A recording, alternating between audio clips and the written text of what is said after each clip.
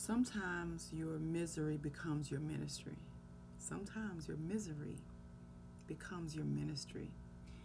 When I say that, it's the reason why I got started doing videos.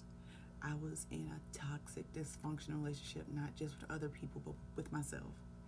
And when I began to process everything I was going through and healing and get into the world of personal development and coaching, I became a different person. This person you see today, not the person that existed before that misery, before that pain. So pain can teach you something. It can and it will if you let it. All right. Weekly lessons. These are my weekly lessons learned, y'all. So that's lesson number 1. Sometimes your misery becomes your ministry. Next lesson. This is what I'm realizing. In certain seasons, y'all, we don't have the capacity. Let me talk about me.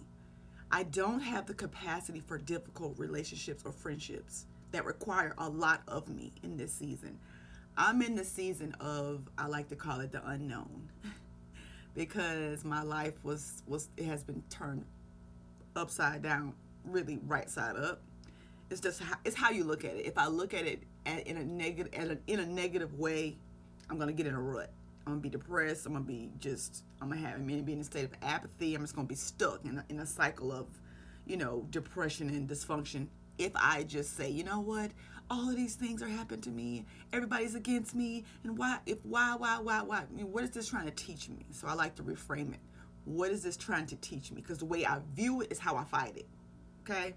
So that's lesson number 2. I'm realizing in this season, I don't have the capacity for difficult relationships, friendships, or anything that require a lot of me. And I gotta, you know what? I don't want to be the one to doing it. I don't want to do it all, and I surely don't want to do it all by myself. So that's where I am in this season. I know that I don't have the capacity for difficult friendships and difficult relationships. So in this season that I'm in, I'm having to reposition people to protect the friendship and to protect myself.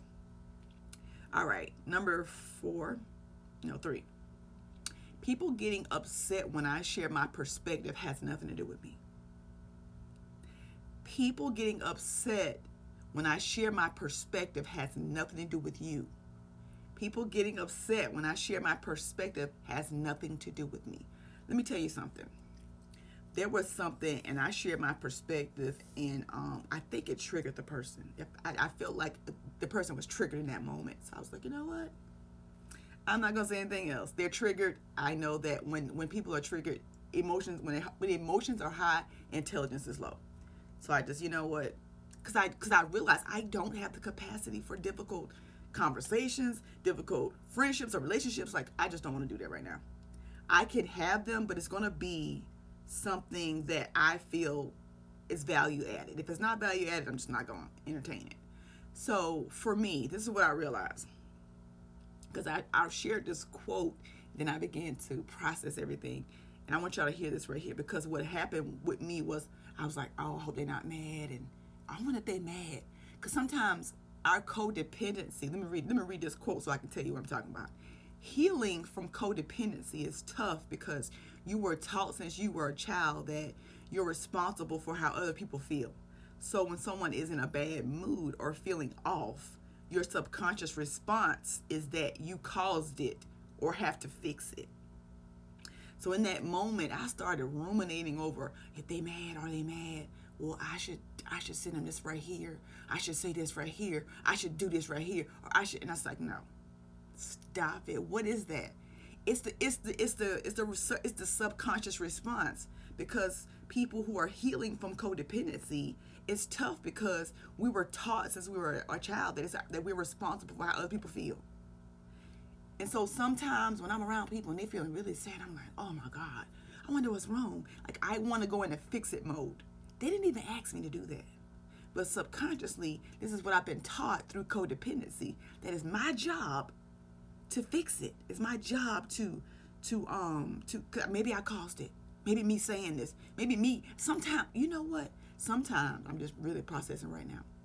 Sometimes when I'm celebrating And other people, they may not have a celebration. I feel like my celebrations can be triggering for them. And I'm like, man, I shouldn't have said that. I ain't going to share too much. I ain't going to share too much of my celebration because I don't want them to feel sad.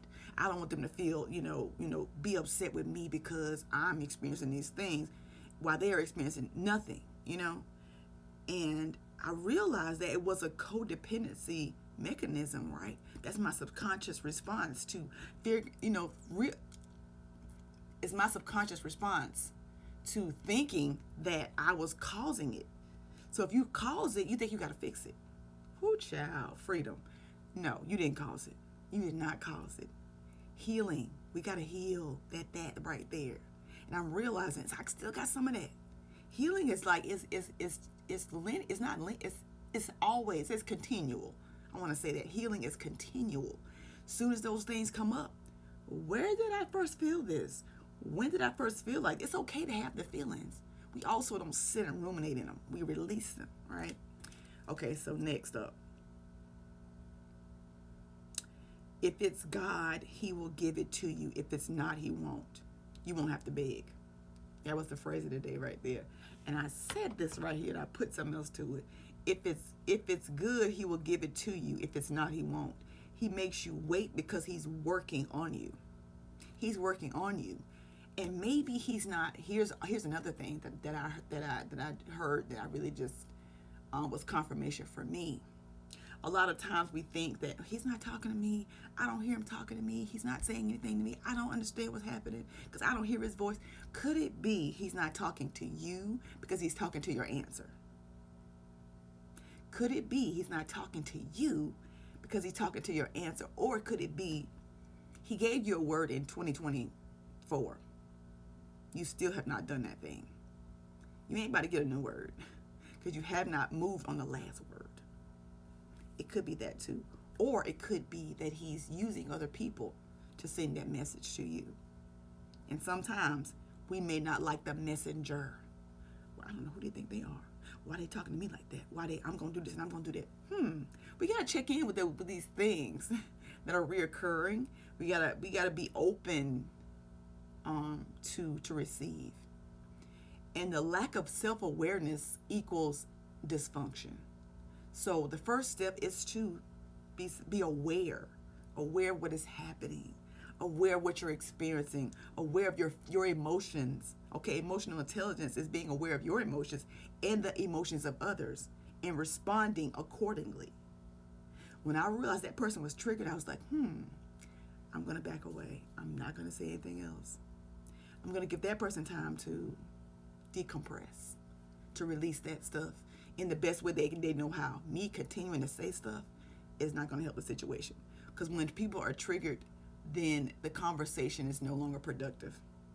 Because they got to go and check in. And you can't check in if you're constantly, well, what about this? And what about that? No. Just let them go and just do what they got to do for themselves. Okay? That's it. These are my lessons.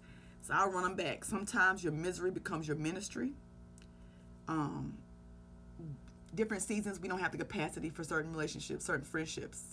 And next up, people getting upset when you share your perspective has nothing to do with you. And also healing from codependency is tough because you were taught since you were a child that you're responsible for how other people feel, and you're not. So when someone is in a bad mood or feeling off, your subconscious response is that you caused it and you have to fix it. That's no longer the truth. All right, we got to replace it. And you say, you know what? A person getting upset has nothing to do with me. Because the thing about being upset, there's an underlying issue that was already there, and you may have triggered it. That's it. You will be a beginner, and I forgot this lesson. You'll be a beginner in the beginning, and it's okay to make mistakes. I am trying all kind of new things, and I don't mind looking crazy. Okay, if it's okay. And next up, if it's good, he'll give it to you. If it's not, he won't. He makes you wait because he's working on you. He may not be talking to you because he's talking to your answer. That's all I got. These are my weekly lessons learned. I hope they're helpful and valuable to you. I'll see you in the next video.